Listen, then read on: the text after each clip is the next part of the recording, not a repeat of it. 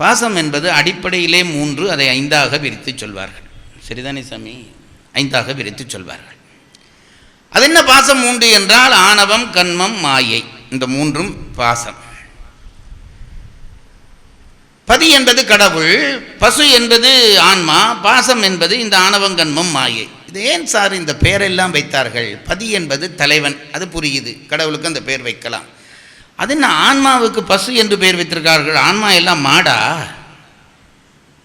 இது விளங்கித்தான் ஆசிரியர்கள் சில பேர் மாணவர்களை மாடு மாடு என்று பேசுகிறார்களோ என்று நான் நினைப்பேன். அதுக்கெல்லாம் மாணவர்கள் கவலைப்படப்படாது. ஆசிரியர் என்னை ஆன்மா என்று சொல்லுகிறார் என்று நினைத்து கொள்ள வேண்டும்.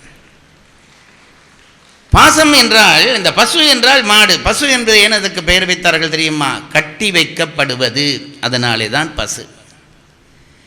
அடுத்தது மலங்களுக்கு என்ன பெயர் வைத்தார்கள்? பாசம் என்று பெயர் வைத்தார்கள். பாசம் என்ற சொல்லுக்கு தமிழிலே கயிறு என்று பெயர். அதான் யமன் பாசக்கயிறோடு வந்தான் என்று சொல்கிறோமே, பாசம் என்ற சொல்லுக்கு கயிறு என்று பெயர். அப்போ கயிறாலே கட்டி வைக்கப்படுவது இந்த பசு.